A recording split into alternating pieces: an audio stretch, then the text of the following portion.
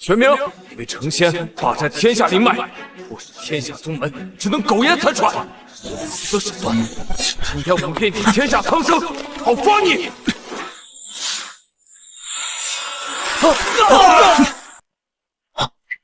玄冥，这个魔头简直就是我们修士之耻，死有余辜！擅闯本尊仙府，打扰本尊修炼，你们想怎么死？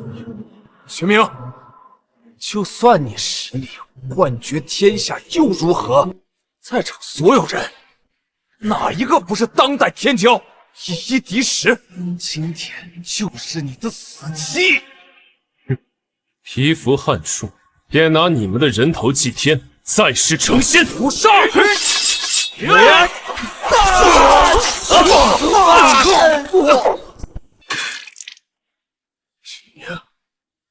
最新成仙，为了提升修为不择手段，一定会后悔的。后悔？哪怕有一丝突破的机会，就算是图遍天下，我玄冥也不会。本尊修炼场所都被你们弄脏了，晦气！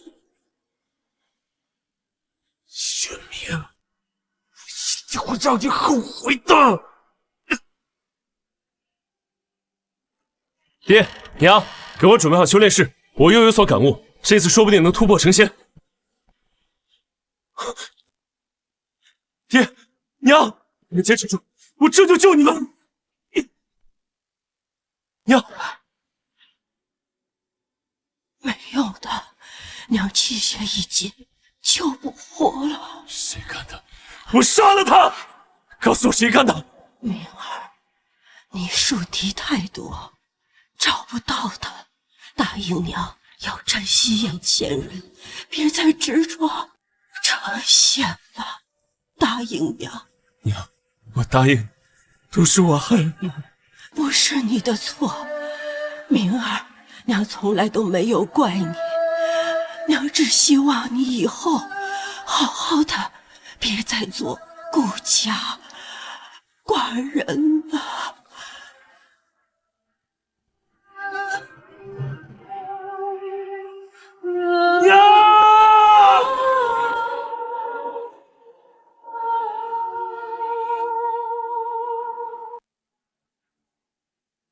从前，我为成仙无所不用其极，最后没想到却害死了我的父。发誓，从今以后，自绝仙脉，永不成仙，玄体封脉。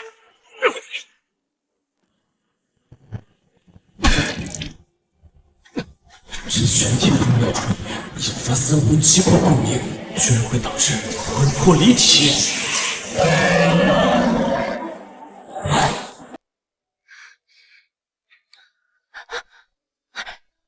小虎，你总算醒了，你想死姐姐了。小虎，姐姐，我的声音。小虎，你怎么了？该不会是发烧烧坏脑子了吧？啊！玄体封脉之后，我竟然变成了一个小孩。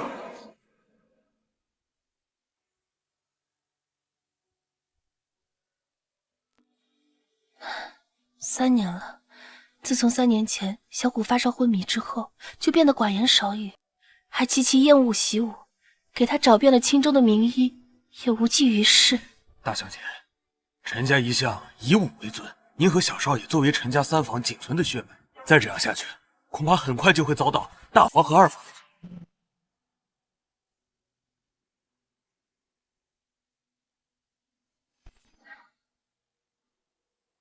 走一步看一步吧，只要小虎能平安长大，让我做什么都可以。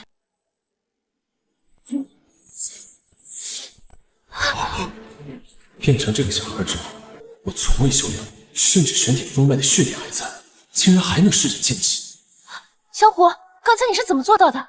什么怎么做到？姐姐，你在说什么？看来是我太想看到小虎习武了，都出现幻觉了。没事，可能是姐姐眼花了。姐姐，这是什么？这是试炼石，是咱们陈家测试实力用的，不过就连最厉害的大伯也只能在上面留下一掌。那我就试试这副身体还有多少功力。看来虽然封印了仙道修为，但还保留了一些以前的武道修为。小虎，别灰心，你没有习过武，失恋时没有反应是正常的。走吧，回家给你做好吃的。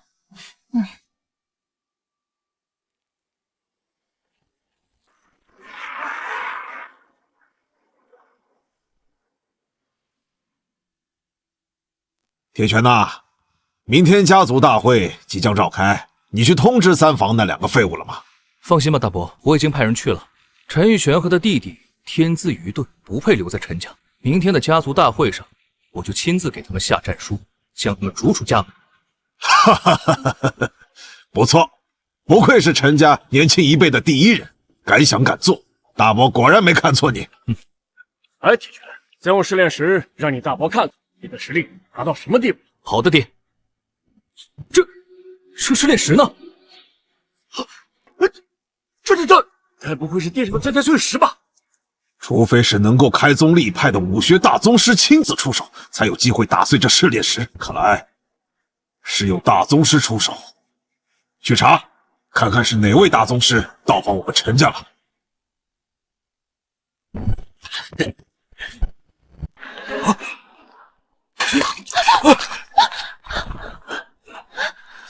陈凯，是谁把你打伤的？这小姐是大房二房的那帮下人。哟，三房的大小姐，总算是知道回家了。是你们打伤了陈凯？都跟他说了，只是切磋而已。没想到你们三房的人竟然这么不经打！你们欺人太甚，好端端的来我们三房干什么？铁拳少爷专门让我们通知你们，家主明天要在比武堂召开家族会议，你们三房可别忘了参加呀。我们走。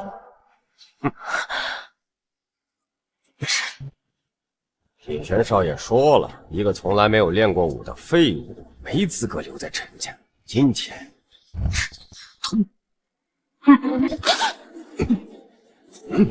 什么情况？这一招虽然只有武成立，也绝非一个没有练过武的小孩能承受的。还不把手拿开吗？小少爷，我给你测测筋骨。8成力不行，还无动于衷。看来这大房二房对三房真是招惹错人。你找死！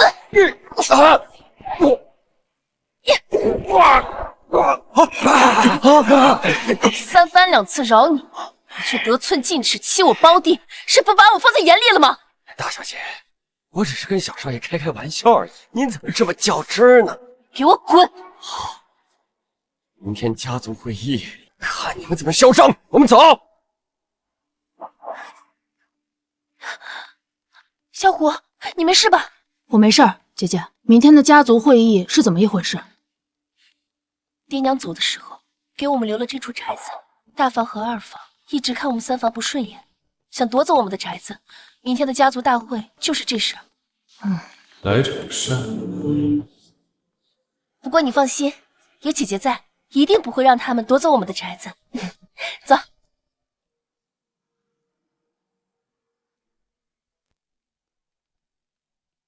大伯、二伯，让你们久等了。可不敢当，家族这么多人，都在演武堂等着你们三房，这么大的威风，谁敢说久等？我和我姐姐是按照通知的时间来的，不算迟到吧？你都别吵了，既然人都到齐了，那就先说正事。陈玉璇，你们三房人丁凋零，占着那么大的宅子，也是浪费。正好家族决定修建习武馆，你和你弟弟就把宅子让出来吧。凭什么？家族要修建习武馆，为什么要占用我们的宅子？就凭你是个赔钱货，早晚要嫁出去。还有你弟弟那个小废物，连武都没练过，凭什么霸着陈家那么大的宅子？宅子是爹娘留给我的，我绝对不会让他被其他人霸占。你，陈玉璇，既然你不愿意，带着你弟弟搬出去，那就依照陈家规矩来，比武定胜负，输了就搬走，如何呀？我们要是赢了呢？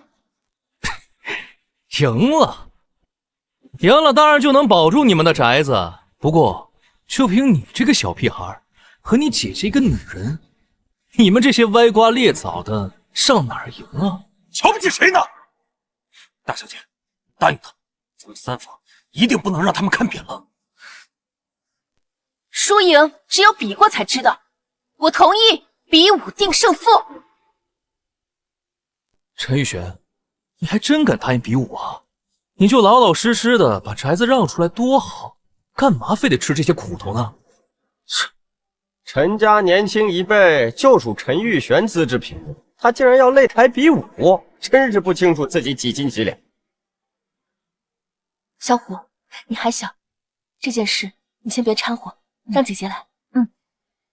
我再问一遍，是不是只要我们三房赢了比武，你们就再也不会打我们家的主意？不错。好，那就开始吧。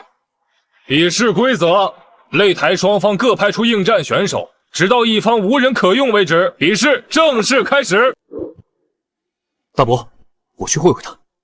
下手别太重。大伯，放心，玄公子竟然亲自上场了，那可是陈家年轻一辈第一人，对付三房的女人跟小孩，那不是易如反掌吗？铁拳公子作为能在试炼石上留下潜伏掌印的高手，就连陈家大多数长辈都不是他的对手，他竟然亲自和陈玉璇比试，杀鸡焉用牛刀啊！陈玉璇，不愿意把宅子让出来是吧？那我就打到你让出来。你是三房的护院吗？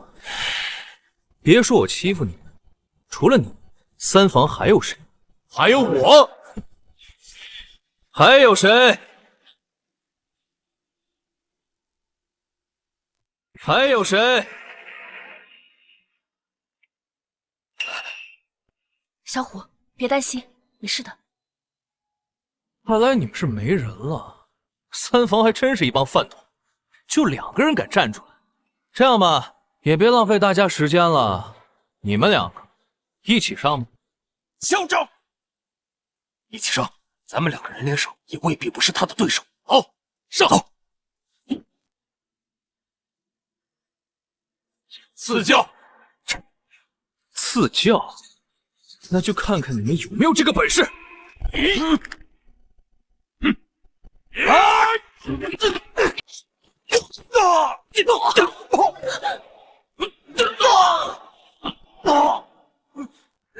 不是，2下就倒了。三房的护院就这点实力，还不如我们2房扫大街的呢。跟你拼了！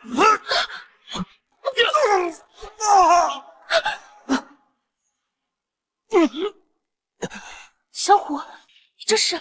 陈璇，还愣着干什么呢？大家可没空陪你们浪费时间，赶紧派人上台，要不就认输，带着你这个废物弟弟滚出陈家。姐姐，小虎，别担心，姐姐一定会保护好我们的家。家，对，我们的家。下一场，我跟你打。下一场，我跟你打。陈璇，你说你这是何苦呢？乖乖让出宅子，带着这个小家伙离开陈家，不好吗？小虎自小跟我住在这里，我就算是拼了命，也不会让别人破坏我们的家。好，事先说好，我力气有点大，等会儿比武的时候伤到哪，可别怪我。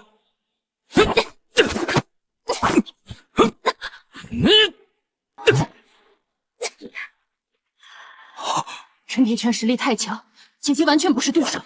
不好，再这么打下去，大小姐不仅会输了比试，还会受不轻的伤。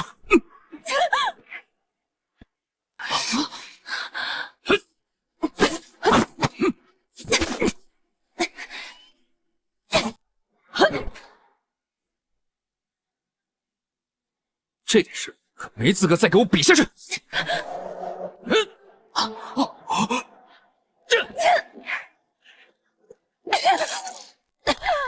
陈玄，赶紧认输吧，不然我可保证不了你的安全。我现在把宅子让给你们，你能不能答应我，照顾小虎平安长大？你马上都要输了，我凭什么答应你？除非把你三房的财产全交给我，我就给你一次机会。什么机会？3拳。接下来你只要能接住我3拳，就算你赢，如何？接下来你只要能接住我3拳，就算你赢，如何？只要陈玉璇接下3拳，就算他赢。这铁拳马上赢下比试了，这又要搞什么？铁拳这孩子聪明着呢，三房那里可是收藏着大几十本武学古籍，极其珍贵，而铁拳又有必胜的把握。这样一来，便可名正言顺的把三房的房子和家产全都拿到手里。大小姐，不要答应他！陈铁拳力大无穷，别说3拳了，现在的你1拳都接不住的。无论我做什么，就算我失去生命，只要小虎能平平安安的，我也算是心满意足了。答应娘，要珍惜眼前人。好。既然如此，就别怪我了。大小姐，不要再打了，你会死的！大小姐，你要是出事了，谁来照顾小少爷啊？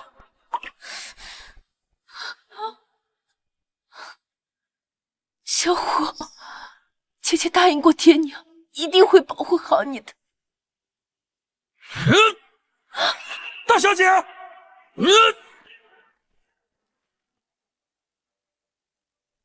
小虎，不喜欢习武没关系，以后姐姐保护你。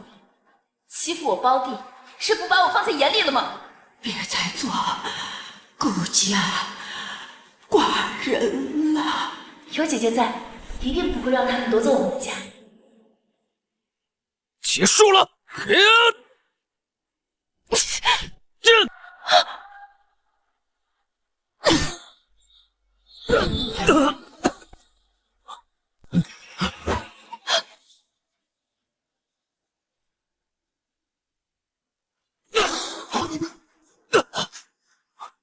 这剑气唯有内力深厚的大宗师才能施法，必然是那位造访我们陈家的宗师所为。晚辈斗胆请宗师前辈现身。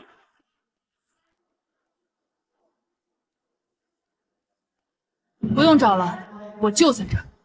陈天虎，胡说什么呢？你一个小屁孩，还把自己当成那位宗师了不成？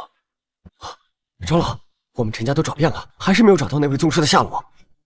宗师不想现身，谁都找不到他。看来宗师前辈不肯露面，是想让我们比试继续。铁拳，继续比试吧。好的，大伯。陈玉璇，你现在连站都站不稳，还不赶紧认输？我们不会认输，接下来我跟你打。确定？没错。小虎，这比武不是开玩笑，你快走。现在想走，晚了。臭小子，既然你说你要打，今天我就好好教训教训你。小虎刚刚是一时冲动，不作数的。姐姐，我有分寸，交给我。小虎，你刚才说，只要我们接下你3拳不倒，就算我们赢，对吧？不错。反之，你要是输了，带着你这废物姐姐净身出户，滚出陈家！开始吧。你姐姐接了我2拳就坚持不住了，对付你这个小屁孩，1拳就够了。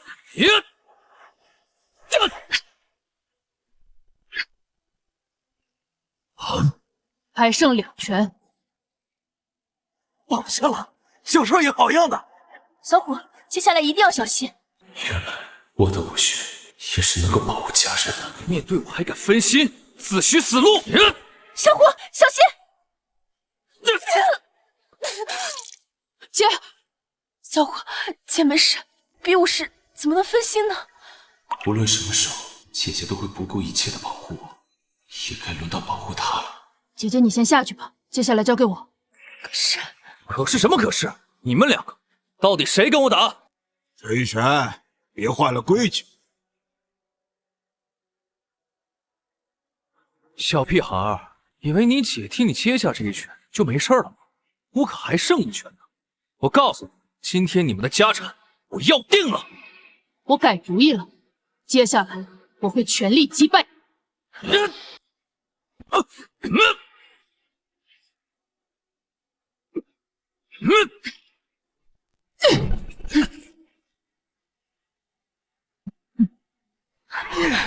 这小屁孩什么情况？明明感觉他全身都是破绽，怎么每次都能卸掉我7成的力？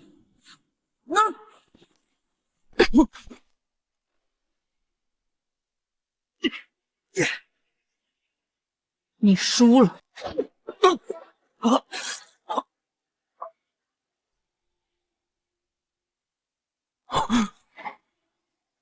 你输了。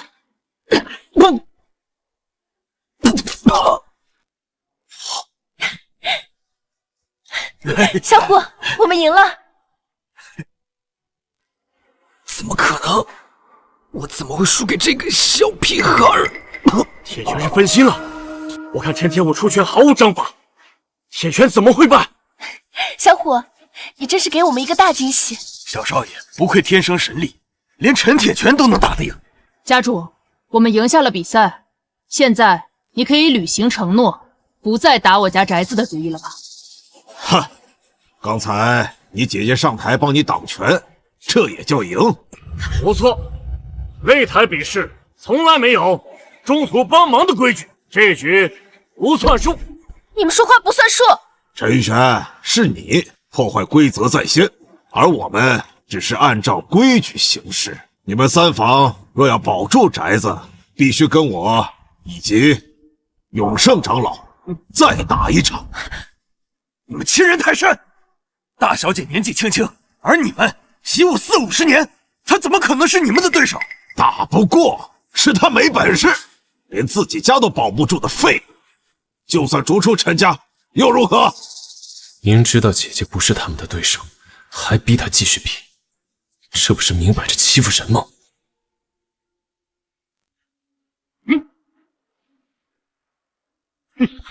陈玉璇，继续比试还是收拾行李，带着你弟弟滚出陈家，选一个吧。那就来一决高下吧。哎，小少爷，虽然你刚才凭着天生神力赢了陈铁拳，但毕竟你没有练功，不是他的对手，要不然还是别打了吧。小虎，你做的已经够多了，接下来交给姐姐吧。可是姐，我绝对不会把我们自己的家让出去，哪怕只有一丝机会，我也要争一争。大小姐，让我跟沈勇先上去消耗他一波。别太得意，三房人一起联手，未必不是你的对手。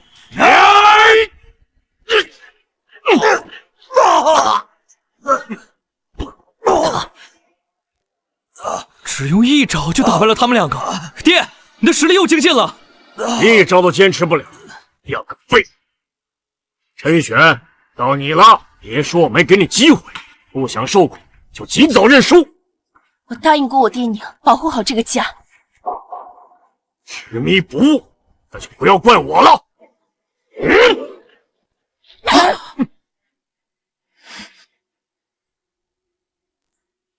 螳臂当车，找死！陈玉璇，你还不认输吗？这场比武赌上了我和小虎的一切，就算是死，也绝对不会认输。好，那我就打到你认。陈玉璇，结束。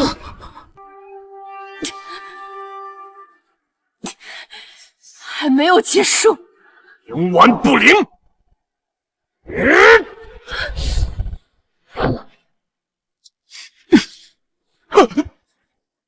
怎么回事？姐，你先下去，这里交给我。可是陈家长老是吧？我奉劝你一句，不要再打了，认输。陈铁虎，胡说什么呢？小屁孩，我爹马上就要赢了，你现在却叫他认输？不错，我这是在救他。放肆！刚才你无非是趁我来不及反应，才有机会将我击退。现在还用言语吓唬我，真当我是被吓大的吗？我警告过你了，这之后出任何事，可别怪我。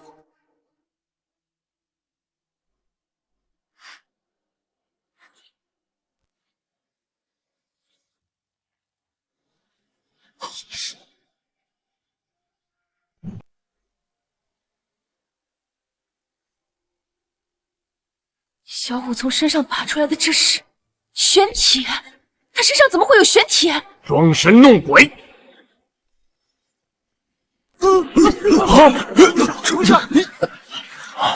这是天地异象，一定是那位到访我陈家的大宗师出手了。恳请大宗师现身呐！不用找了，我说过，我就在这儿。陈天虎，你个小屁孩没完了是吧？装宗师装上瘾了！坐井观天，一拳，如果你没倒，算你赢。哼，一拳想打赢我，陈天虎，我看你就是缺少管教。今天我就替你爹娘好好管教管教你。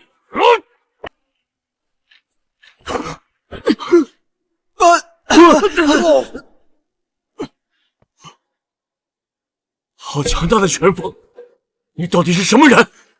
陈家的三房子弟而已。哦，哎，走。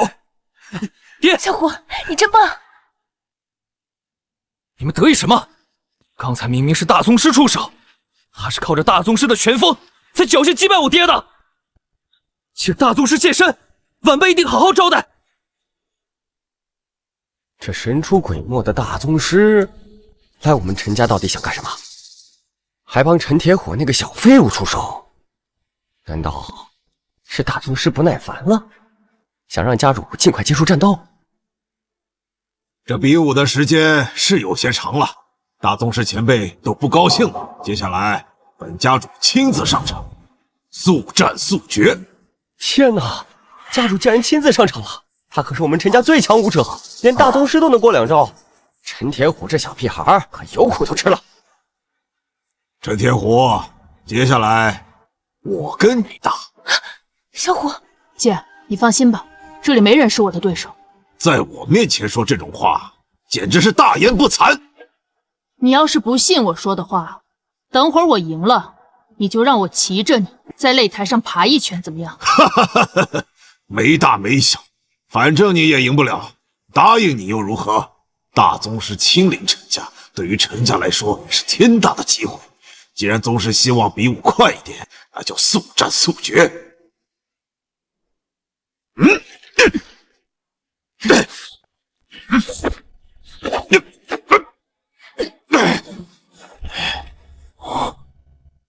不对劲，这臭小子的攻击看似毫无章法，但实际上乱中有序，这可是武道宗师才能达到的境界。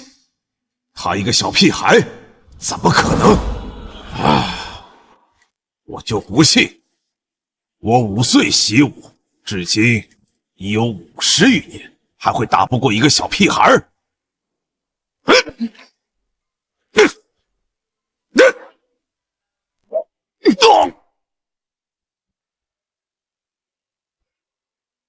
这个小屁孩竟然打败了陈家最强的家主，这怎么可能？家主，擂台比武，你输了。这个陈铁虎一定有古怪，难不成他之前击败铁拳和永胜，并不是凑巧取胜？你输了，我记得刚才谁答应我说输了就让我骑着在擂台上爬一圈？陈铁虎，你别太过分！我过分？家主，这么多人看着呢，你身为陈家家主，不会想说话不算话吧？既然是族中小辈的要求，我作为一家之主，岂能说话不算话？我早就等不及了，快点开始吧。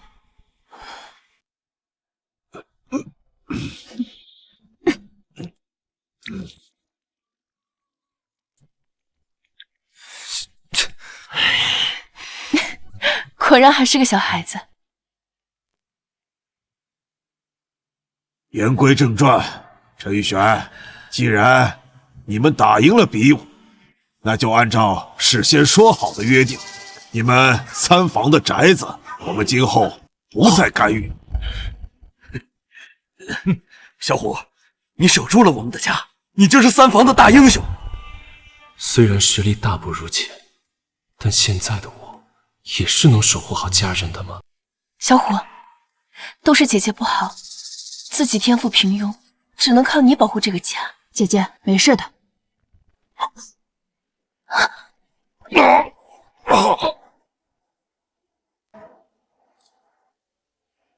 哟，还真热闹呀！看来我来的正是时候。张家家主张卫英，你来我陈家有何贵干呐？姐姐，这人是谁？小虎，别说话，他是张家的家主，一直想要吞并我们陈家，成为武道第一家族。这次过来，估计又没安好心。张伟英，前几天你带人刚在陈家武馆闹完事，这事还没找你算账，今天你竟然自己送上门来！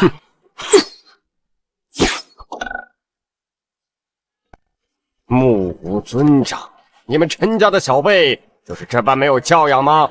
张伟英，刚到我们陈家就欺负小辈，你想干什么？急什么？我看你们是在比武是吧？刚好我带2个朋友来玩玩，想跟你们切磋切磋，如何？他这是来踢馆吗？张卫英，你要踢馆？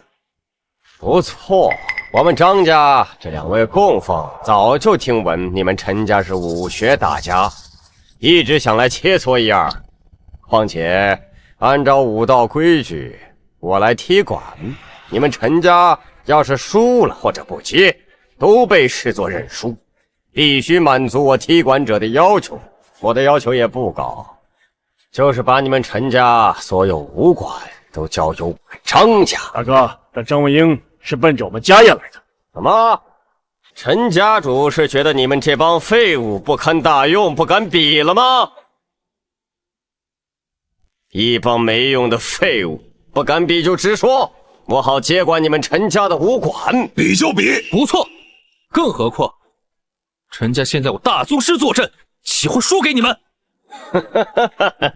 大宗师现在都这么闲吗？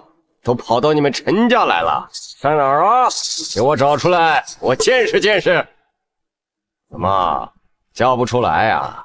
没事，你们没有高手，我有，露个面儿，让他们见识见识。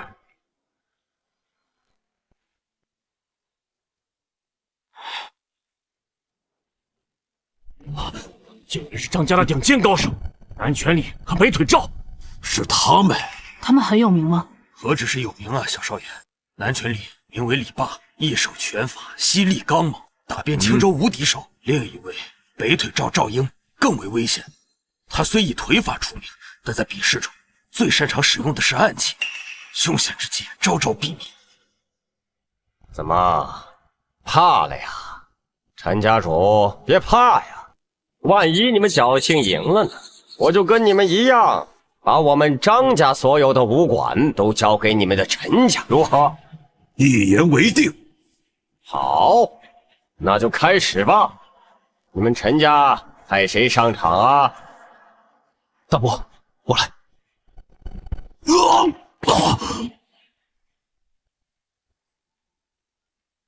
大伯，你不会是想让陈天虎这个小屁孩跟张家比武吧？他都没练过武，你选谁也不能选他呀。陈天虎绝非看起来那么简单。商量好了没有啊？到底派谁上场领死啊？嚣张至极，我来跟你们打，赶紧派人吧。唉，算了，先让铁拳试试吧。李霸，去会会他。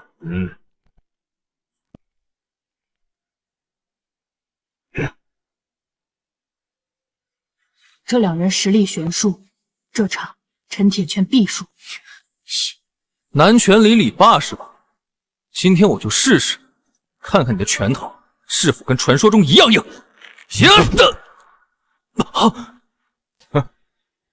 陈家年轻一辈第一人，就这点本事？你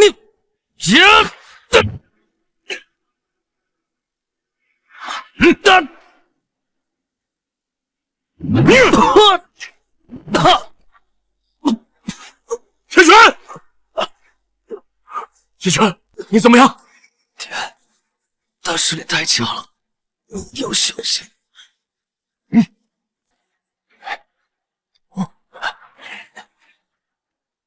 你爸打伤我儿子，我要跟你拼命！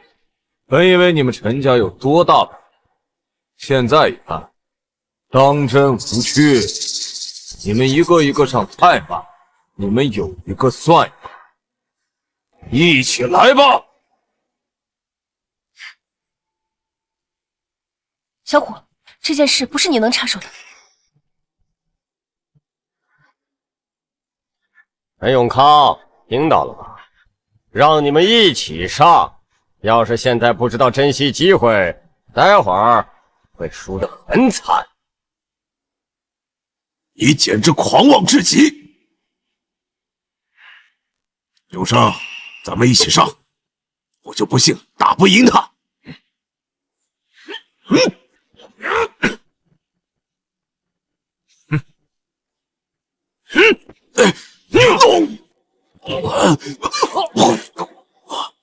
陈家的家主和长老，就这呀？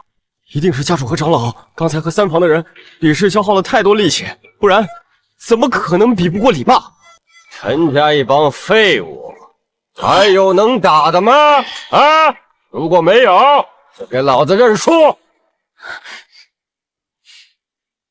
身为陈家子弟，怎么能任由别人在我们地盘上放肆？大小姐，以前是我对你们三房太过苛刻，我道歉。希望你放下以前的恩怨，一致对外。你想怎么做？我们剩下的人一起对付这个李霸，这么多人，不可能打不赢他。宇轩，只要你们帮陈家度过这次危机，下一任陈家家主就是你。好。小虎，你胳膊刚拔出玄铁，还带着伤，先在下面好好休息吧。可是姐，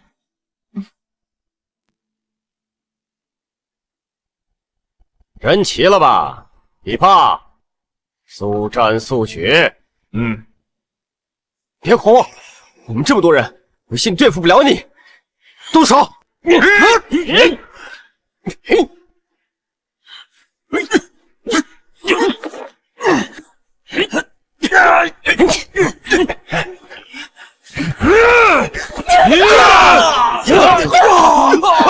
一群三脚猫的功夫，我告诉你们，你们陈家以后在外面别说自己是什么武学世家，我们其他武学世家可丢不起这个脸。陈家主，快把你陈家的武馆给我交出来！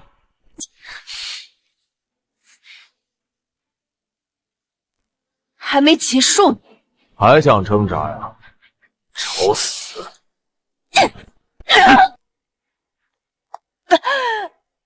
你还能撑过一拳吗？还要继续吗？大小姐，你坚持不住的，别再打了。你一个女人能撑这么久，我很尊重你。但是，这最后一拳，我会尽全力解决你。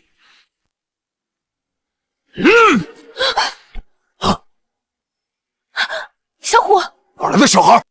这里不是你能参与的，滚下去！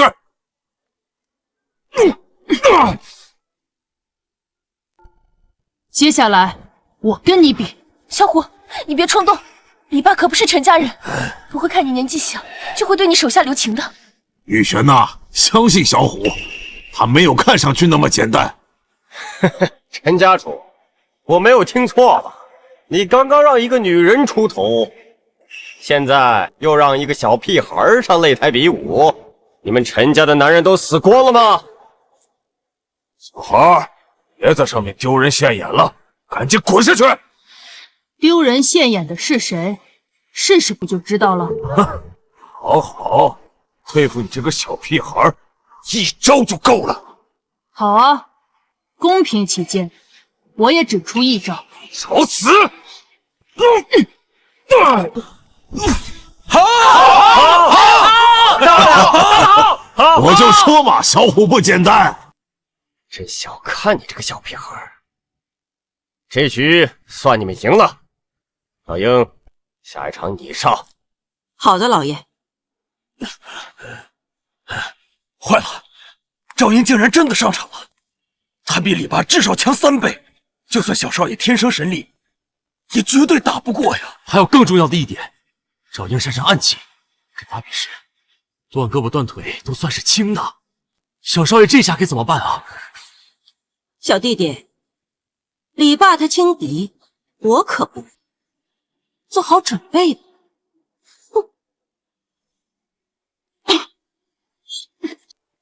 还算是个高手，反应还算挺快，接下来我可认真了。哼！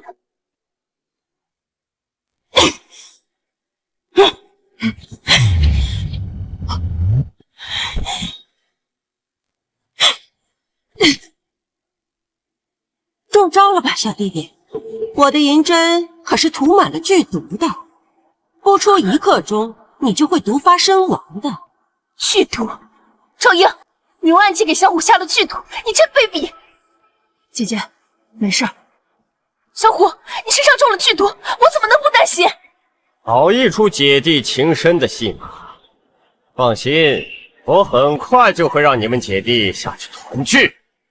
是。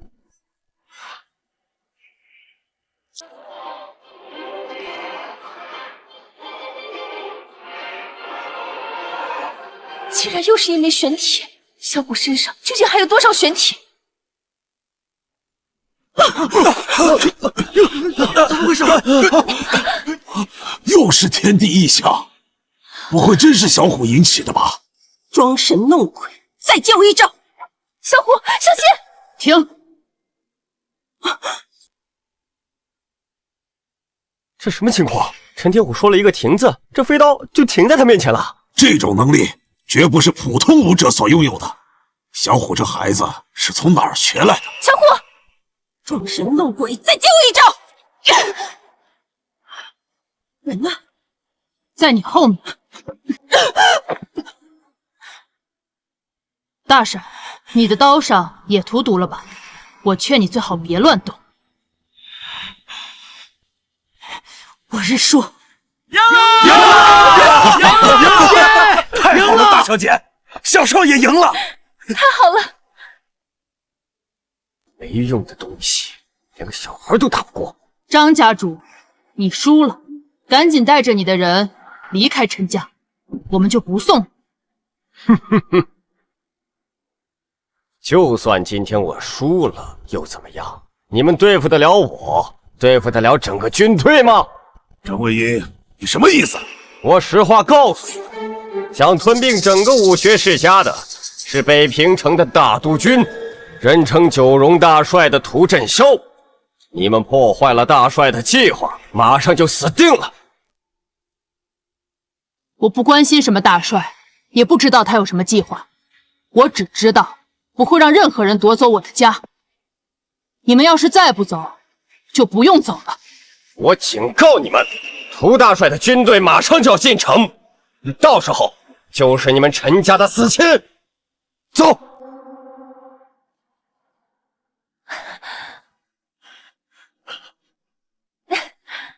小虎，你的伤一定很疼吧？皮外伤而已，姐姐没事的。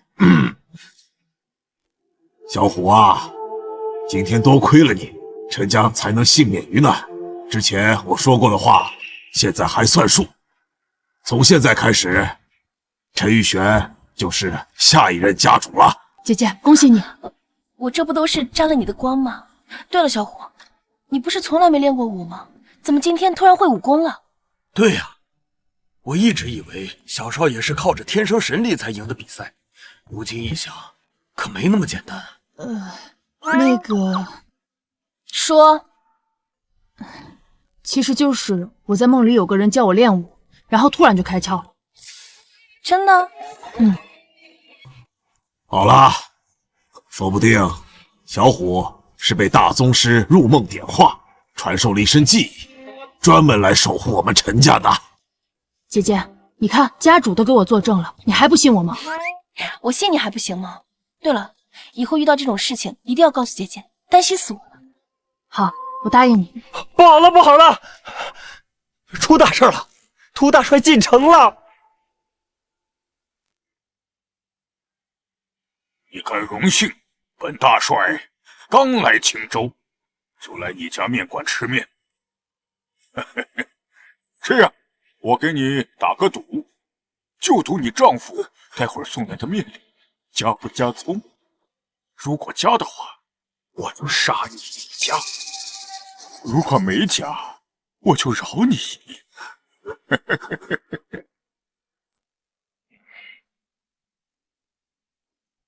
大帅，这是您不要加葱花的牛肉面。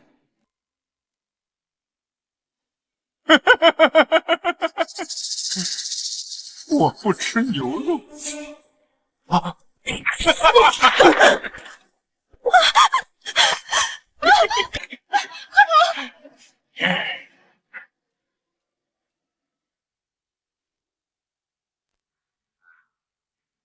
见过涂大帅。怎么就你们这些人？那些武学世家呢？启禀涂大帅，小的遇到一点麻烦。麻烦？大帅，这件事情不能怪我。青州城那个刺头陈家一直与我作对，我过去劝说他的时候，不知道他们从哪找了一个小孩，我们张家所有人都不是他的对手，后来就被赶出去了。你们让一帮小孩给赶出，你消遣我呢？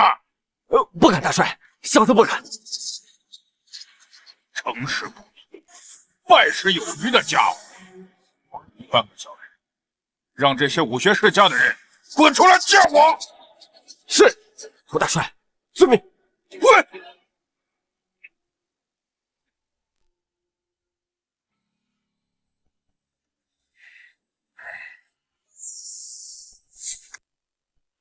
给你们3天时间，把青州你们自家的武馆和其他的产业都交出来，以后由军队接管。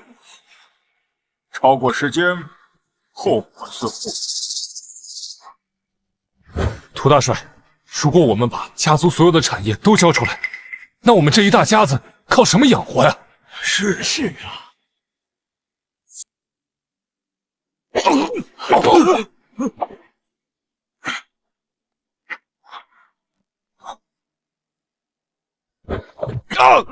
你是不是听不懂人话？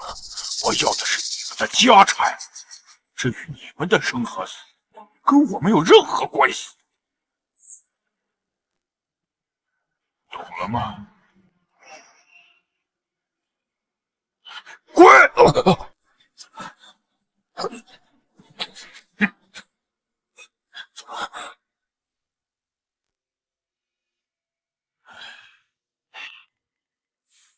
涂大帅这哪里是要我们的家产，这简直是要我们的命！是啊，咱们家大业大，突然间让我们把能赚钱的行业给交出去，家里这么多人，怎么养活呀？事到如今，只有一个办法了。什么办法？陈家。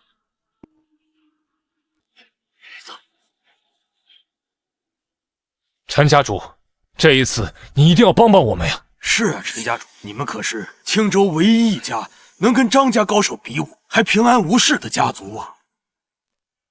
上一次多亏了小虎出手，才赶走了张家。小虎，哎呦，陈家主，这都什么时候了，您就别开玩笑了。这小虎才几岁啊，怎么可能是他把张家的人赶走的呢？是啊，我知道各位家主不信，但大伯说的确实属实。小虎天生神力，战胜了张家和陈家所有的高手。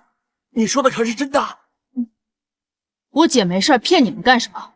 又没什么好处。那这小虎还真是天赋异禀。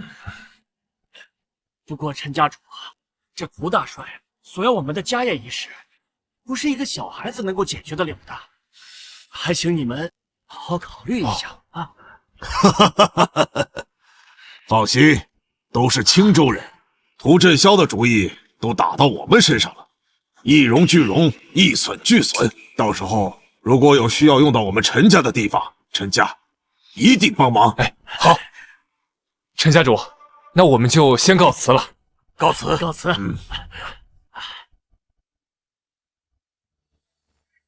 小虎，这件事你怎么看？大伯，您不会真想把青州武学世家的安危让一个小孩解决吧？闭嘴！你忘了自己是怎么输给小虎的吗？我只想保护我自己的家人，其他人我不在乎。可是小虎，军阀入城，烧杀抢掠，武学家族岌岌可危，没有大家，又何来的小家呢？没有大家，何来小家？姓张的，老子大军入青州是整合那些武学世家的，你搞个什么比武擂台，有什么用啊？请屠大帅见谅。大帅，您的大军尚未集结，而那些武学世家盘踞青州已久，底蕴雄厚，贸然与他们起冲突的话，恐怕会引起民反。区区武妇而已，难道他们的骨头比老子枪里的子弹还硬？是，大帅，您的目的是想吞并所有武学世家，而那些武学世家最看重的就是面子。一旦与他们立定了赌约，打败他们之后，我们有任何需求，他们都不可能拒绝。大帅，大军还在集结，我们带一队人先行从北平城到荆州，准备尚未充分，还是当心点好。既然如此，那就借由比武的名头，让那些武学世家把家业自愿给交出来，如何？大帅，这个主意堪称完美。那比武这件事情就交给你了啊！保证完成任务，屠大帅。不过大帅，那个陈家的陈小虎十分古怪，还请大帅万分小心呢。我堂堂一个大帅，会惧他锋吗？区一个小屁孩，不必放在心上。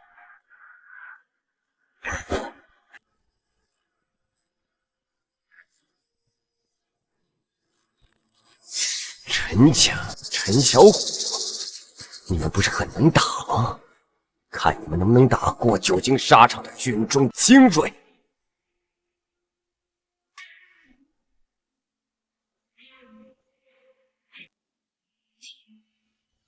屠大帅到！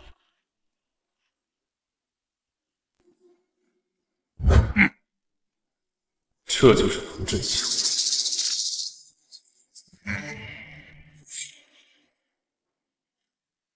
规矩都已经提前给你们说了，擂台比武，输了自愿上交家族产业，有什么问题吗？敢问屠大帅，是不是我们赢了就能放过我们？哼，没错，只要你们打赢了我带来的人，就可以免除上交家产。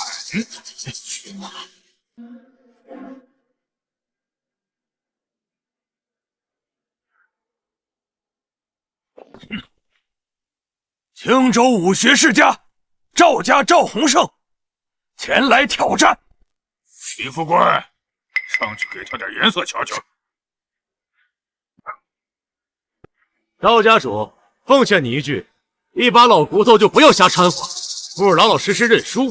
哼，要是你们这帮当兵的拿着枪，我确实比不过，但现在是光明正大的比武，我也未见得不能劈上一劈。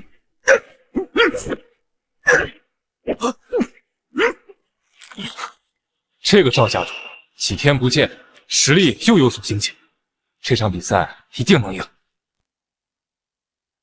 小虎，你觉得赵家主能赢？这个李副官是个高手，赢不了。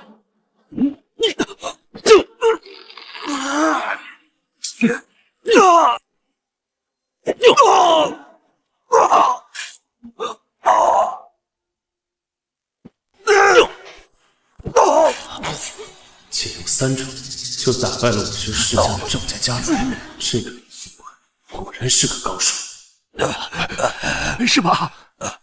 这个李副官实力很强，你们一定要小心。上了擂台，生死由命，还有想死的吗？都上来吧！欺人太甚，我来。一个一个上太麻烦了，还有没有想比武不想交出家族产业的？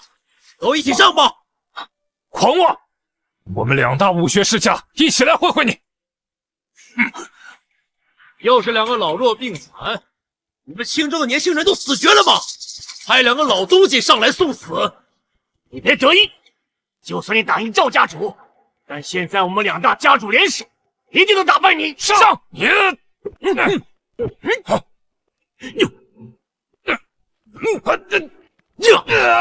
为了您家打胳膊，这个畜生，我给你拼了！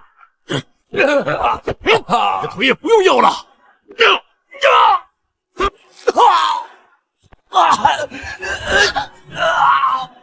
这个李副官下手也太狠了，这还能叫比武吗？李副官，这是比武，不是杀人，下手这么狠，未免也太过分了吧？过分？你们青州的规矩不就是擂台之上以武为尊吗？除了杀人，我干什么不行？我违规了吗？你这是在强词夺理，次次都下死手，哪有一点武者风范？是啊，下手太狠，不讲武德呀！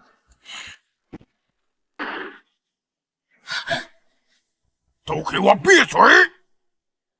还有谁要上吗？一帮软骨头！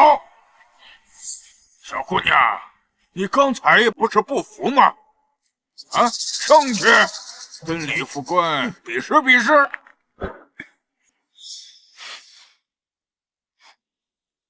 小姑娘，我给你一次机会，你只要在擂台上打赢我，你想怎么对我就怎么对我，我可不会说什么强词夺理。玉璇，他这是在用激将法，别中了他的计。看来擂台比武我们是赢了，那从今以后，各大武学世家的产业都归我了。你们有什么意见吗？没意见。告知全青州，从今以后，这些世家的武馆还有什么乱七八糟的，都归我了。慢着，我有意见。差点把你这个小屁孩给忘了。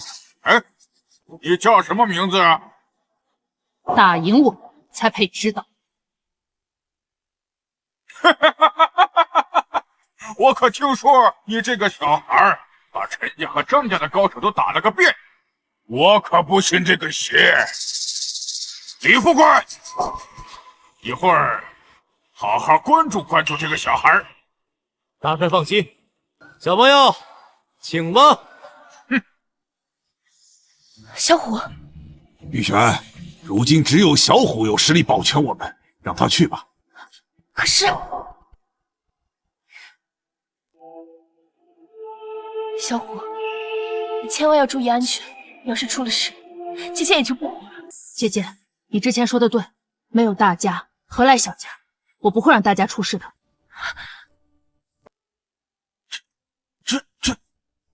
陈家糊涂呀！我们这么多人都打不过这个李副官，你让一个小孩子对付他，这不开玩笑吗？副官可不会手下留情啊，这小孩怕是危险了。小孩，看你年纪还小，就给你个机会。现在跪在我面前认输，我就让李副官给你一条生路。那我也给你一条生路，现在给我跪下来求饶，一会儿我打的时候可以轻一点。好，我等着。李副官，给我好好教训教训这小屁孩。是。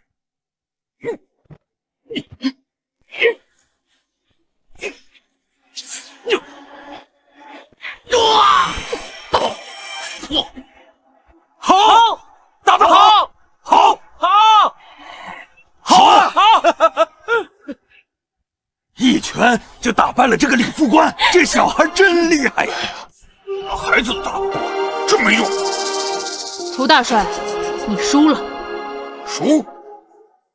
今天我把话放在这儿，你们各大家族的产业，我势在必得。谁敢挡我的路，老子就杀了谁！今天我就告诉你们，你们武学世家所有的财产，我势在必得。谁敢挡我路，老子就杀了谁！那我也把话放在这儿，没有人能夺走我的家。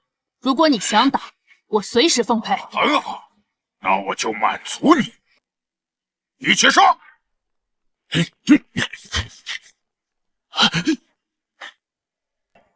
小子，你不是很能打吗？你能打得过一个？你能打得过10个吗？啊！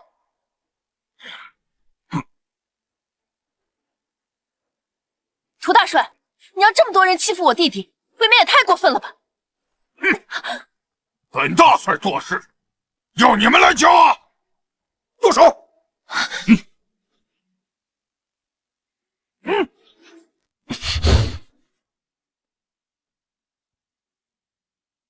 涂大帅让这么多人欺负我们陈家小辈，我们陈家可忍不了。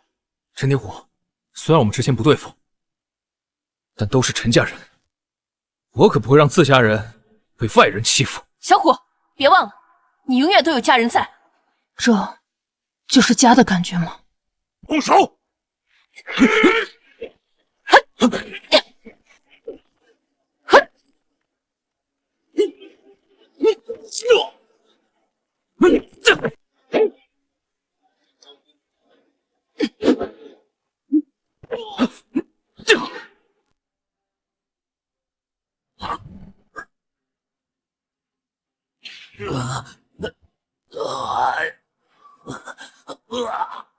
到你了，小子，算你有点实力，值得本大帅跟你动手。接下来，我跟你打。什么？涂大帅竟然要亲自上场？涂振霄能有今天的位置，可是从尸山血海里面活生生杀出来的。他亲自上场，谁能是他的对手啊？小孩儿，比拳脚太没意思了，我跟你比兵器。现在到你挑兵器了。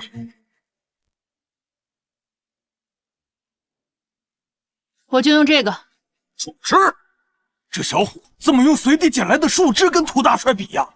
这根本就没有胜算的。是啊，爹，大伯，这小虎到底想干什么呀？果然是小虎，接下来相信小虎就对了。小屁孩，你是用这破树枝来羞辱我是吧？我没有这个意思，我只是找不到更短的了。找死！大帅好久没有开杀戒了，今天我保证砍死你们！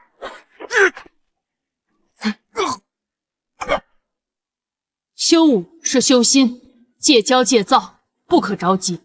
你叫我戒骄戒躁，找死！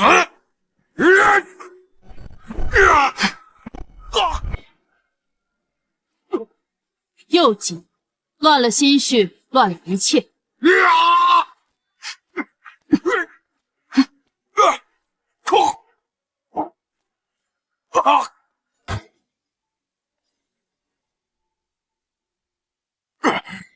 你看，这就是心急的下场，连自己的武器都拿不稳，打你屁股以示惩戒。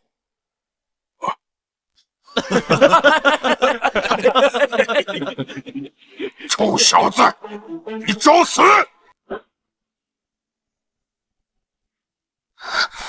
本帅从来没有受过如此屈辱，今天不杀你，难解我心头之恨。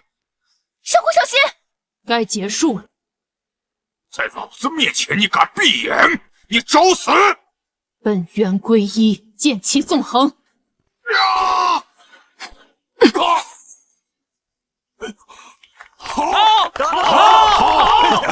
小屁孩，刚刚那是什么？哼，败者不配之辈。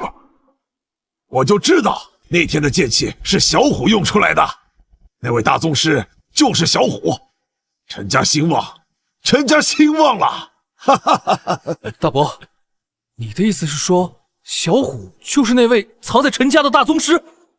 小虎，你真的太厉害了！涂大帅，你输了。按照赌约，该带你的人撤离青州了吧？涂大帅，你输了。按照赌约，该带着你的人撤离青州了。你们以为你们的家产是我要的吗？什么意思？你们的家产是倭国的大将军藤原千里亲口要的，他已经抵达青州。你们打得赢我，未必能打得赢倭国人。倭国人？你在帮倭国人做事？胡振霄，你有没有一点骨气？骨气！藤原大将军灭了你们，把青州城主交给我，那时候我说谁有骨气，谁就有骨气。涂大帅说得好啊！他就是那个亲人。藤原先生，藤原先生，你怎么亲自过来了呢？快坐，快坐。涂大帅，这么长时间了，我要的青州武学世家，为什么还没有拿到手？藤原先生，您别着急，我已经通知过那些武学世家了，很快就会完成任务。你们听见了吗？藤原先生说了，要你们的家产，识相的赶紧把家产交出来。藤原先生可不像我一样讲道理。哼，武学世家的产业遍布整个青州，一旦被你们夺走，青州将会立马沦陷。真是好手段呐！我们不只是青州人，还是铁骨铮铮的中下人，绝对不会跟你们这帮畜生狼狈为奸。没错，没错，没错，对，没错。看来涂大帅的事情办得不怎么样。既然你说服不了他们，那我就亲自来。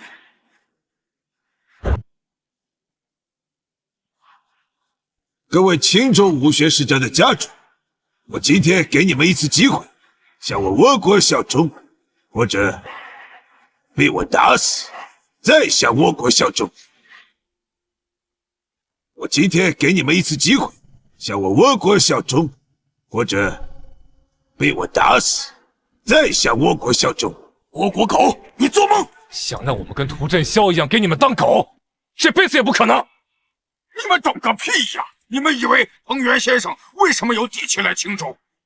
实话告诉你们，藤原先生的背后是你们一辈子都想不到的仙人。这个世界上真的有仙人存在？振霄，胡说什么？这世界上怎么可能会有仙人？就是，想找理由糊弄我们，你得准备个像样点的吧。你们中下人还真是愚不可及，坐井观天呢。倭国狗，你说什么呢？我弄死你！还敢反抗我？真以为我是在跟你们开玩笑吗？倭国人拿枪威胁，算什么本事？有本事擂台上定输赢啊！和我们倭国武士擂台比武，你们也配？藤原先生，大局未到，如果我们现在强取青州，只会引起青州人反抗。但是如果在擂台上赢了他们，他们就算再不服，也不会不认账。到时候便可兵不血刃的夺取青州。更何况，您可是还有仙家手段，对付这帮小小的凡人，那不是轻而易举吗？哟西，啊，太妙了，那就照你说的办。藤原先生说了，绝对不会对你们强取豪夺。他知道你们青州人尚武，所以他想在3日后让他的手下和你们切磋切磋。倭国人，你当真要跟我们比武定胜负？没错，就让我看看是我们倭国武士和你们中下武夫谁更厉害。好，我堂堂中下男儿，要论擂台比武，我们可不怕任何人。好，那就这样说好了，3日后演武馆擂台，决定青州的归属。我倒要看看你们这帮瘦弱的猴子是如何被我国武士一巴掌拍死的？走，走！我问简直嚣张至极，3日之后一定好好教训他们。对了，刚才多亏了小虎，我们才没被涂振霄得逞。小虎，3天后的擂台比武，你有没有什么想法？我想看看他们所说的仙人是什么。你们以为藤原先生有什么底气来青州啊？实话告诉你们，藤原先生的背后是你们一辈子都想不到的仙人。刚才看到小虎那么厉害，差点就忘了他还只是个小孩子。是啊，小虎，刚才涂振霄说什么仙人，那都是吓唬人的。这个世界上怎么可能有仙人呢？是啊。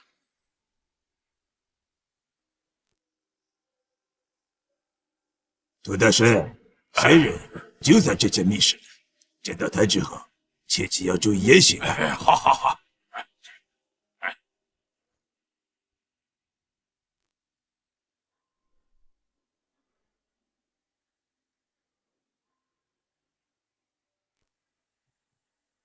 这等手段，不愧是仙人呐！不是说了，没有重要的事，不要打扰本尊修炼。启禀仙尊，小的前来有要事相告，属下已跟青州人约好，3天之后，以比武的方式决定青州的归属。比武让你们拿下青州，怎么这么麻烦？谁敢不从？杀了便是。仙尊，现在不可杀呀！为何？您之前说过，需要百姓香火供奉，但是中下百姓个个都是硬骨头，若我们暴力镇压，他们就会反抗，这样就得不到供奉。但是全部杀了，什么都得不到，适得其反呀！麻烦罢了，此事就交给你们，本尊再赐你一场造化。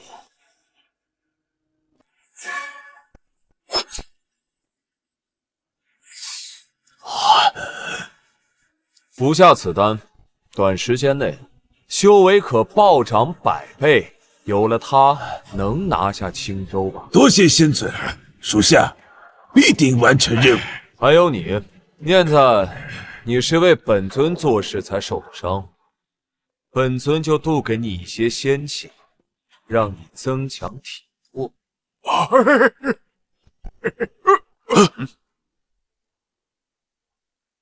你怎么会有剑气？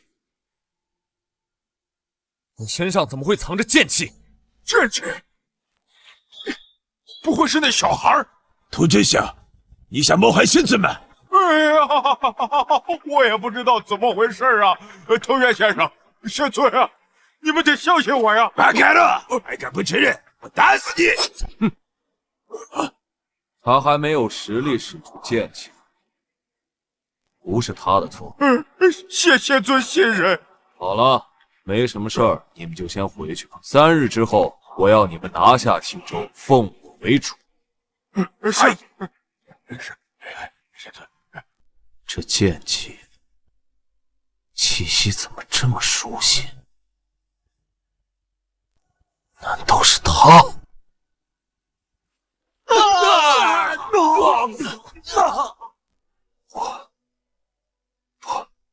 不可能，不可能是玄冥。那天我假死逃生，3级修为，亲眼看到玄冥玄铁封脉，他不可能来到这下界。这个该死的玄冥，来到下界还会被他吓到。我得尽快得到下界凡人的供奉，才能尽快恢复实力，回到上界。大帅到！藤原先生，请。藤原先生，这青州城中群众和所有家主都在这里了，到齐了。今天只要在擂台上赢一回，就能完成仙尊的命令，受百姓供奉。百姓供奉？难不成他们背后真有仙人？不行，必须要尽快调查清楚。开始呗。比武开始。藤原先生，我去会会他们。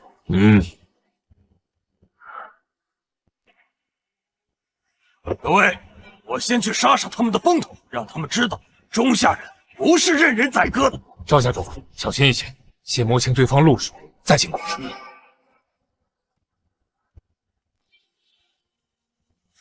中下人想跟我们倭国武士大人比武，就得先从我的胯下钻过去。你说什么？如此羞辱我中下人，简直岂有此理！看我打死你！退下，全都不许动！全部给我坐回去！涂振霄，你这个卖国贼，你自己给倭国人跪下当狗也就算了，竟然还想让我们跟你一样当狗！没错，比武就该堂堂正正，哪有让人先跪下的道理？凭什么？就凭你们太弱小了，就连这场比武都是我们倭国施舍给你们的，这不公平！公平？这么弱小的国家，这么弱小的人，有什么资格谈论公平？再说一遍，要想比武，就得先从我的胯下钻过去。是钻，还是不钻？想羞辱我们中下人，做梦！我们不可能钻！不钻什么？话说，既然你们没有人上来，那就代表着宣判我国的胜利。再问一遍，钻还是不钻？跪下参胜比武，倭国人也太过分了！赵家主，不能钻呐！钻了，我们中下武者的脊梁就断了。是啊，赵家主，他们就是想羞辱我们，千万不能如了他们的意呀！可是，要是不钻，就代表我们认输了。不钻是，那就10秒之后宣判你们认输。10、9、8、7，够了，我钻。那就快点开始吧。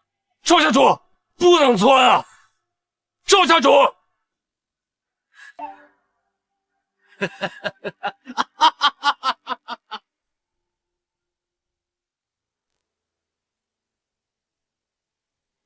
你们这帮不知礼数的倭国人，今日我就要将你们逐出中下！赵家主，好好教训他们，打了他们再也不敢来中下冒犯。那就要看看你们有没有这个本事了。比赛规则：擂台之上1对1比武，倒地者或掉下擂台者皆为输。地上比武开始。暗玩小国也敢冒犯我中下，看我今天怎么打死你！哼，中下人只会动嘴吗？有种拿出真本事来呀！哦，那就让你见识见识什么是中下武者。赵家主是没吃饭吗？还是说你们中下人已经连饭都吃不起了，一点力气都没有？你找死！这拳头打在他身上，怎么一点感觉都没有？他还是人吗？来之前，贤尊大人增强了我手下大将的体魄，现在他们的实力对付几个小小的中下人，简直轻而易举。藤原先生还真是高瞻远瞩，得到青州就想囊中取物啊！这个人不对劲。小虎，你察觉到什么了吗？看出来一点，但还不能确定。这个人身上有修仙者的气息。修仙者？这世界上真的有修仙者吗？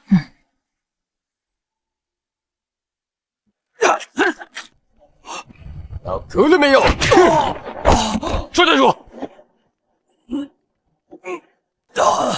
这点实力也配跟我比武？倭国人，你这还是比武吗？都把赵家主打成这样了。我只是随便玩玩而已，谁知道他这么不经打。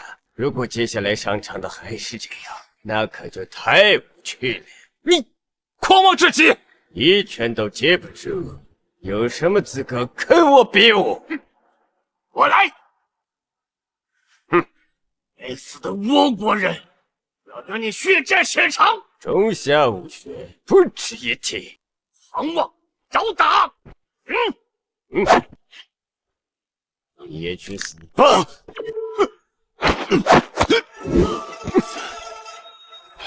倭国人，你疯了吗？这一拳下去，李家主必死无疑。那是你中下人没有本事，一拳都坚持不住，有什么资格跟我比武？一拳都坚持不住，有什么资格跟我比武？这叫比武吗？这是杀人！废话少说，既然你来都来了，你们两个就一起上吧，简直嚣张至极！李家主，咱们一起上！这个算电一郎，怎么越大力气越大？都给我去死吧！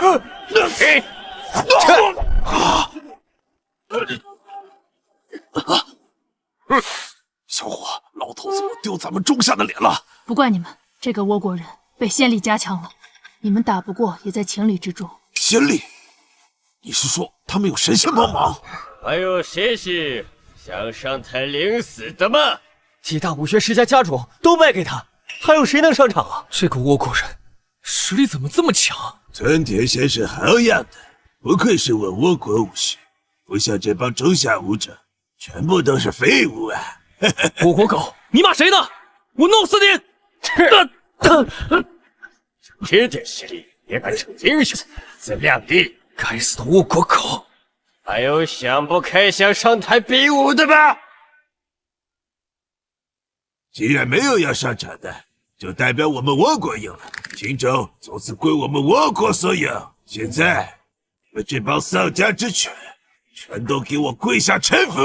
藤原先生放话了，都听见没有？都给我跪下！你们身为中下人，从来都没有给倭国人跪下的说法。没错，说得对。这么说，你要跟我作对了？我从来都没有想过跟谁作对，我只是知道自己作为一个中下人，永远都不会向倭国人下跪。放肆！敢这么跟藤原先生说话，赶紧跪下来道歉！中下人不跪！给我跪下！中下人不跪！中下人不跪！敢这么跟我们作对，罚了你们了！你们中下人都还挺硬的，那就让我看看，是你们的骨头硬，是我枪里的子弹硬。听见没有？想活命就给我跪下！这都是为了你们好，只要跪下就能活命，有这么难吗？你自以为给倭国人当狗就能活，但我们只知道，身为中下人，宁可站着死，不可跪着活。宁可站着死，不可跪着活。自寻死路，冥顽不灵。既然你们都不想活了，那就不要怪我了。既然这个女人先出头反抗，那么就先开枪毙了她。我看谁敢！小虎，你就算功夫再厉害，那也是肉体凡胎，挡不了子弹的。你快走！肉体凡胎挡不了子弹，但我可以。都什么时候了，你还开玩笑？快走！小虎，听你姐姐的话啊！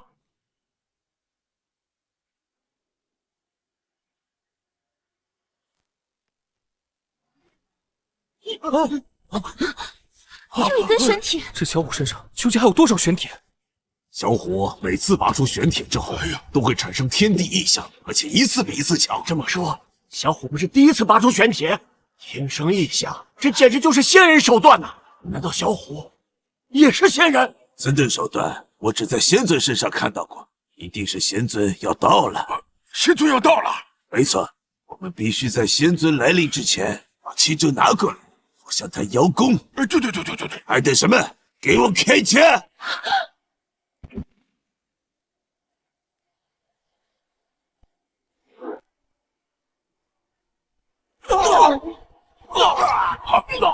是谁？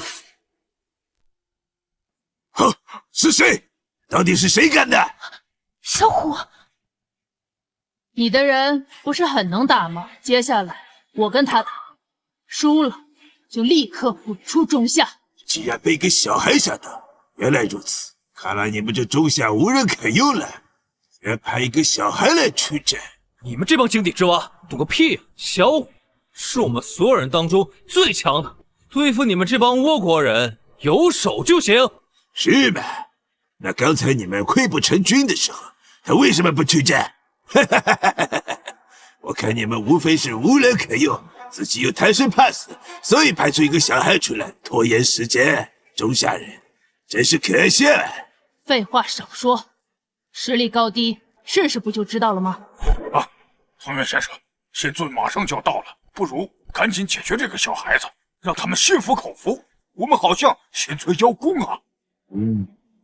曾田，你去会会这个小孩，记住，下手不要太重。是。一个一个上，太慢了。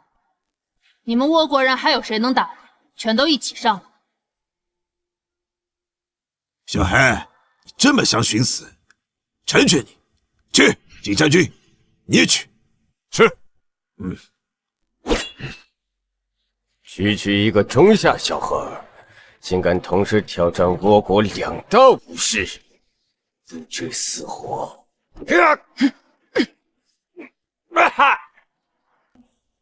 好，打得好！好，小虎打得好！小虎打得好！小虎，狠狠地教训这帮不知礼数的倭国狗！这个小孩怎么这么厉害？居然先尊强化过的倭国高手都被他打败了，看来我以前是低估这个小孩了。到你了，小屁孩，我跟你比武器，拿出你的武器吧。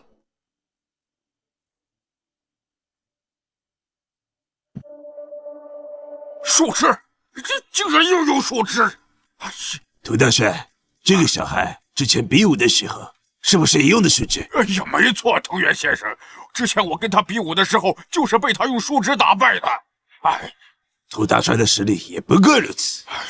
我对我们倭国的武士十分的自信，相信他们一定不会被一个拿树枝的小孩给击败。我就用这个。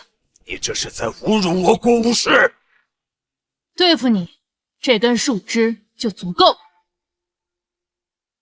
对付你，这根树枝就够用了。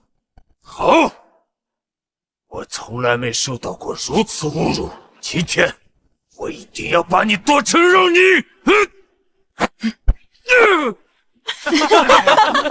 你竟敢打我的屁股！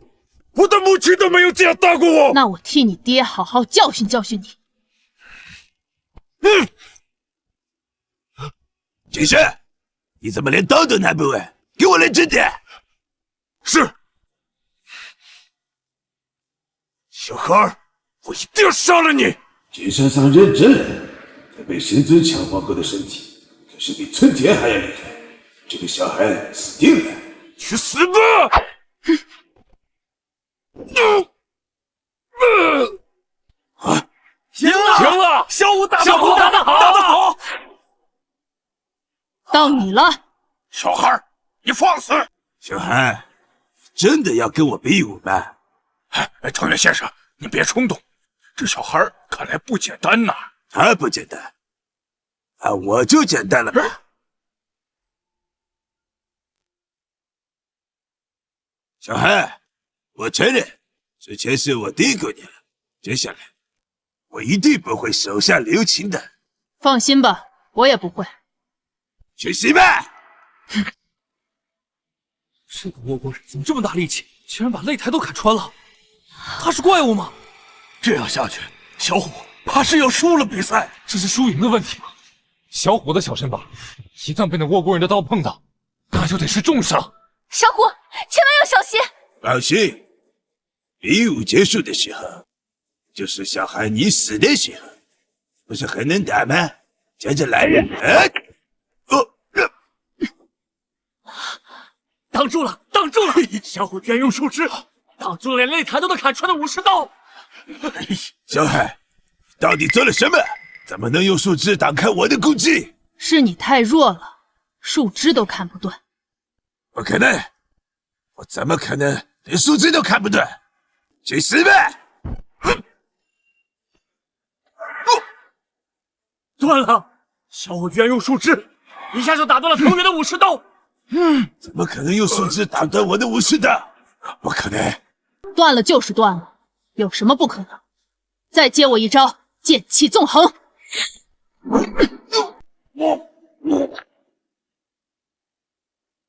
你输了，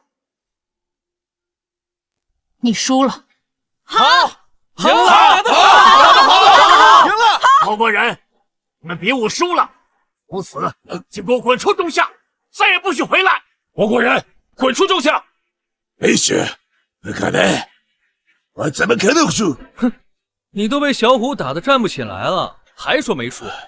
赶紧愿赌服输，滚出中下！滚出中下！滚出中下！好，很好，是你们逼我的。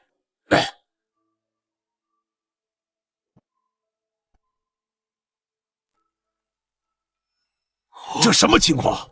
刚才藤原千里还站不起来呢，伤怎么恢复的这么快？藤原先生是服了仙人的仙丹，他的功力涨了几百倍。你们识相的，赶紧下跪认错，他还能饶你们一命。完了，现在他们只有死路一条。哈哈哈！仙尊大人赐给我的力量果然强大，小孩，你等着受死吧！小虎，藤原千里的目标是你，赶快跑！小虎，快走，我给你断后。走，今天你们谁都走不了了。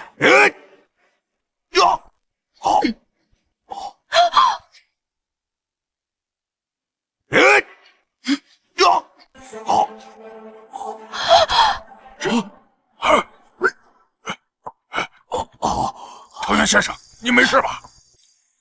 你到底是什么人？怎么会这么厉害？青州陈家子弟陈铁虎。不可能，仙尊赐给我的力量这么强大，我怎么可能输给一个凡人？输赢大家都有目共睹，你不会不肯承认吧？就是，你们倭国人一点信誉都不讲吗？输我输了。太好了，小虎，你真厉害，赢了！小虎，多亏了有你，青州才能免受遇难。是啊，太厉害了！多亏了小虎，是你保护了我们的家。藤原千里连那个石柱都能一拳打爆，小虎连这种变态都能打败，小虎还真是天下无敌呀！你们看，天上来人了！怎么回事？这我没看错吧？怎么有人从天上飞下来？难道这就是传说中的仙人？这世上怎么会有仙人的存在？藤原先生，仙尊到了。是仙尊，他终于到了。仙尊，你们以为藤原先生为什么有底气来青州？实话告诉你们，藤原先生的背后是你们一辈子都想不到的仙人。难道他们说的仙人是真的？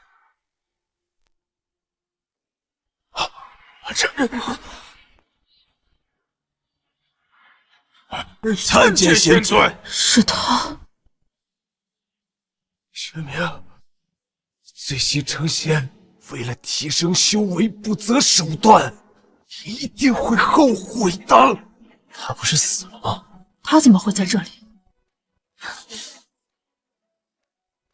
小虎别怕，姐姐在。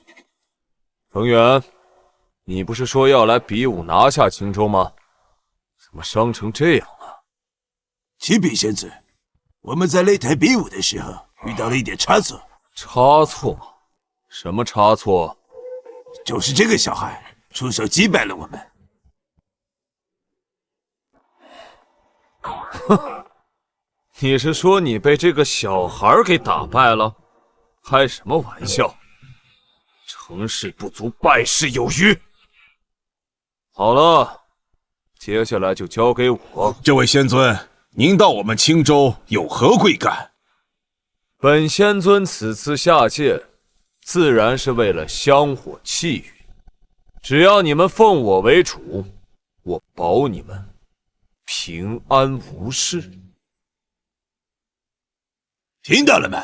仙尊发话了，所有人要么臣服，要么去死。这到头来，他们还是要我们跪下当狗，真是该死！让我们当狗，这不是要让我们中下人的脊梁骨折断吗？坚决不同意！这次咱们面对的是仙人，我们肉体凡胎的，怎么打得过呀？不要浪费仙尊大人的时间，给我跪下！如果你们有什么想要的东西，我们可以好好谈。但是想要我们臣服跪下，绝对不可能。仙尊大人，之前就是他吵得最凶。谈，本尊想要的东西，还需要和你们谈吗？你怎么不讲道理？透，谁的拳头硬，谁就有道理。还有，你当着本尊的面就敢不尊敬本尊，是不把本尊放在眼里吗？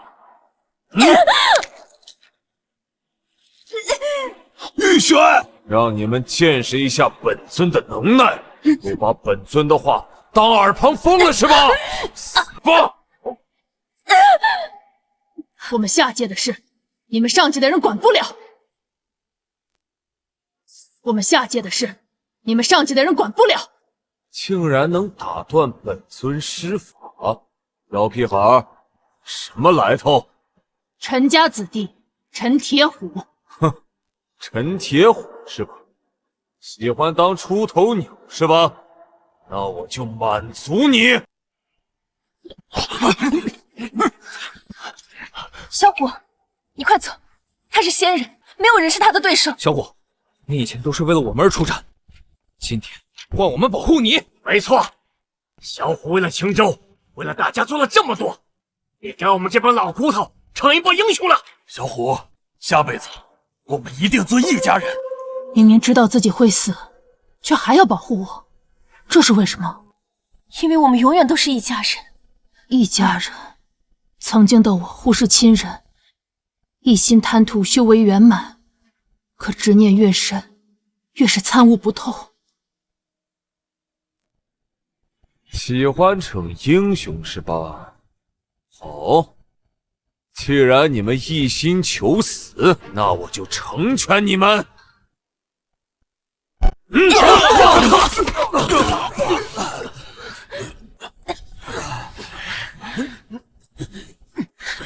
都这么硬，我再警告你们最后一遍，都给我让开！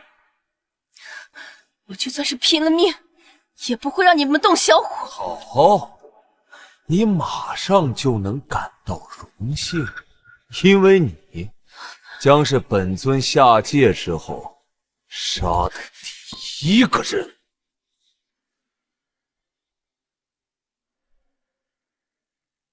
原来是这样。这风脉玄铁，难道你是玄冥？风脉玄铁，你是玄冥？小虎，姐姐，交给我。风脉玄铁，你是玄冥？不可能！有什么不可能的？倒是你，没想到你假死脱身，还到下界来横行霸道。小虎，你在说什么？玄冥又是谁？姐，等我解决完这件事，一切都会给你解释清楚。真是玄冥？跟我打过一场，连我的招数都认不出了吗？玄冥，你怎么会在这儿？就算你在这儿又如何？现在你不过是个小孩，你以为你是当初那个称霸天下的玄冥吗？看手！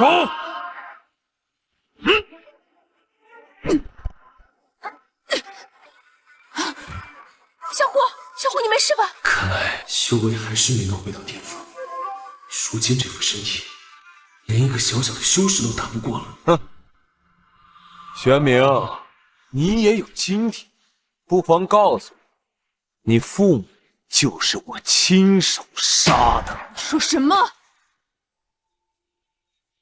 我说，爹娘就是我杀的，今天的你也会死在我手里。姐，没事吧？小虎，不用担心，姐姐不知道你身上发生了什么事，但是你已经做的够多了，快走吧，我不会管你。明儿，娘从来没有怪过你，娘只希望以后好好的，不要再做孤家寡人。爹，娘，我不再是孤家寡人了，照顾好我姐。你在上一不在乎自己的亲生父母，现在倒是对这个便宜姐姐挺上心，真可笑。是啊，曾经的我忽视亲情，一心求仙，追求力量，却忘了寻求力量的真谛。力量不是追求，而是守护。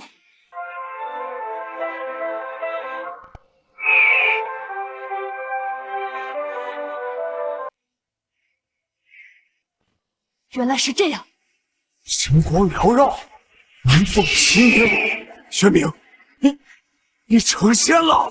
不重要了，我现在只想守护好我的家。玄冥，玄冥，我错了，求求你饶我一命，求求你！觊觎我亲人的人都得死！你父母的魂魄还在我手里。杀了我，他们就再也没有复生可能了。你说什么？你父母的魂魄还在我手里，杀了我，他们就再也没有复生可能了。你说什么？当初你父母死后，我就使用秘术把他们的魂魄封在了这个秘棺当中。爹娘，你是我的明儿，你能认出我来？傻孩子，爹娘怎么会认不出自己的孩子呢？爹娘，都怪我。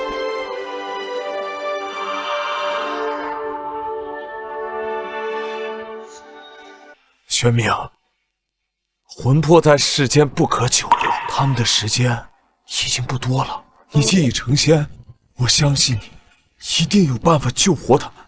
我将这些告诉你，饶我一条生路。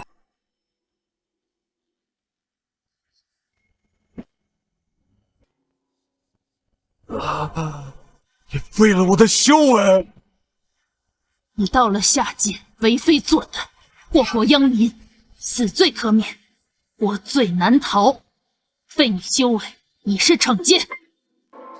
小虎，我不是小虎，真正的小虎很快会回来找你。小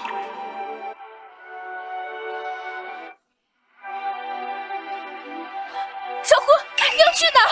玉璇，小虎和我们不是同一个世界，他的离开是命中注定，放下他吧。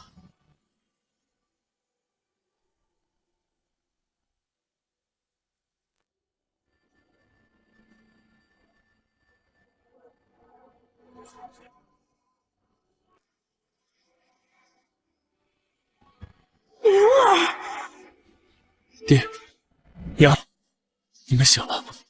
宁儿，你做了什么？我跟你娘不是已经死了吗？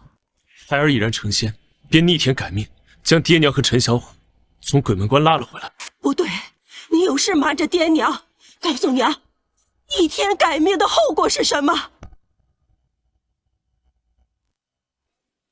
这宁儿，爹娘，以前是孩儿不孝，忽视了你们，才让你们被人谋害。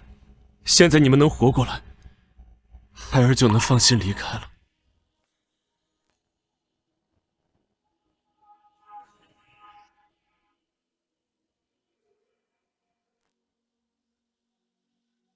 陈铁虎算是孩儿的恩人，等他醒来，请爹娘带他和这封信到陈家，交给他姐姐陈玉璇。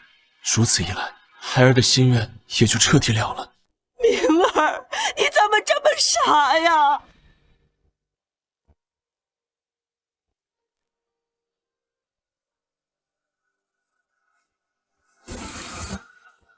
玉璇，你这儿愁眉不展的，小虎在天上也不想看到你这样子。我没事，谢谢堂哥关心。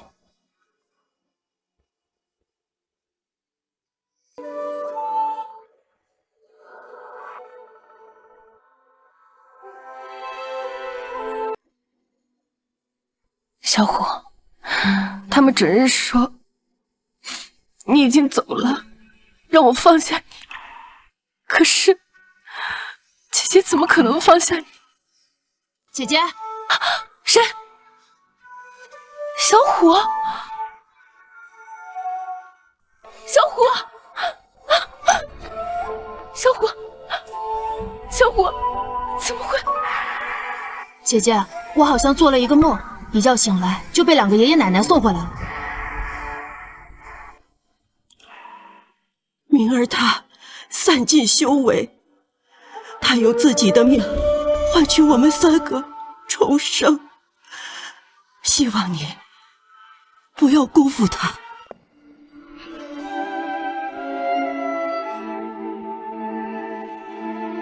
姐姐，这么多年承蒙照顾，我本是上界修士，自觉做错了事，玄体丰满，跌落人间，却万幸遇到了你，才明白我曾经所求成仙的真谛。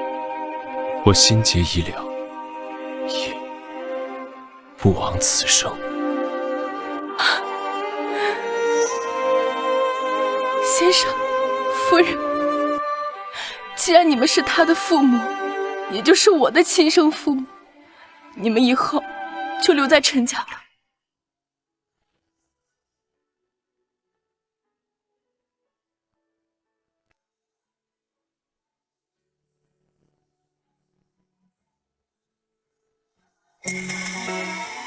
小虎，永远都不要忘了，他就是你的救命恩人，没有他，就没有现在的你。太好了，大小姐，门外来了个小孩，说自己叫陈铁虎，还说自己的父母、姐姐都在这里，而且他跟小少爷小时候长得一模一样啊！哎，小虎，爹娘姐姐，好久不见。